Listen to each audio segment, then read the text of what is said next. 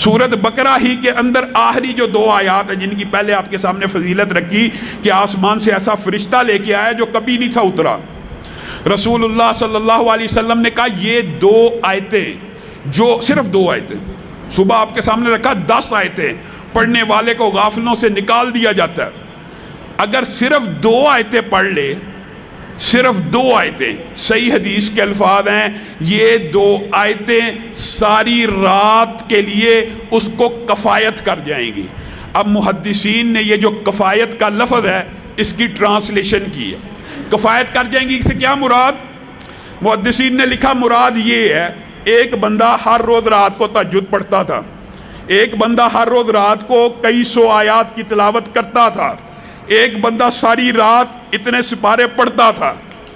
اب ہوا کیا، ایک دن اس کو نیند آ گئی، وہ جلدی میں تھا، وہ کچھ نہ پڑھ سکا، صرف ان 2 آیتوں کی تلاوت کر لی.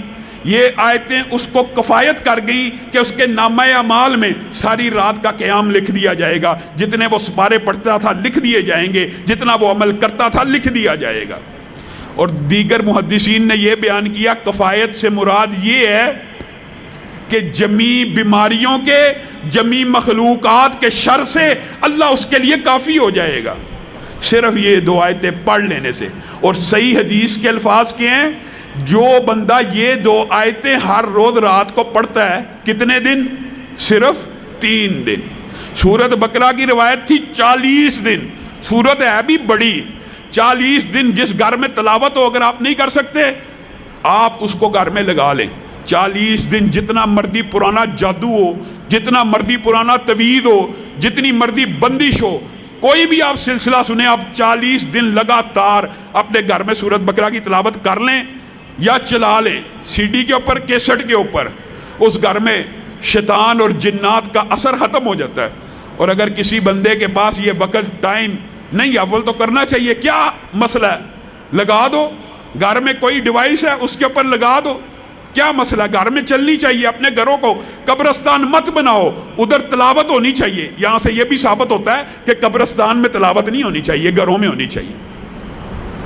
3 دن جو بندہ سورت بقرہ کی یہ آخری 2 آیات کی تلاوت کرتا ہے، اس حدیث کے الفاظ بھی یہی ہیں کہ اس کے گھر سے شیاطین اور جنات بھاگ جاتے ہیں. گویا سورت بقرہ کے اندر پورے کا پورا توڑ موجود ہے، جادو کا، جنات کا. انسان کو وہم ہے نا، وسوسہ ہے، بدش ہے، رزق کی کمی ہے. سورت بقرہ کی تلاوت گھر میں لگائے، نہیں لگا سکتا، یہ آخری 2 آیتیں یاد کرے، کیونکہ نبی کریم نے ان کی اضافی فضیلتیں بھی بتائی ہیں کہ اس کے اندر جو مانگا جاتا ہے نبی کریم نے کہا وہ اللہ عطا کر دیتے ہیں. آگے چلیے، قرآن پاک میں سورت کہف ہے.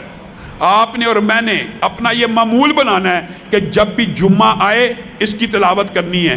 احادیث میں یہ بات ملتی ہے کہ سورت کہف ایک جمعے سے لے کر دوسرے جمعے کے مابین جتنے دن ہیں ان کو نور اور روشنی سے بھر دیتی ہے. کس کے لیے؟ جو اس کی تلاوت کرتا ہے. اور پھر پہلی 10 آیات جو یاد کر لیتا ہے وہ دجال کے فتنے سے محفوظ رہے گا. اتنا بڑا یہ فتنہ ہے جس سے ہر نبی نے پناہ مانگی ہے.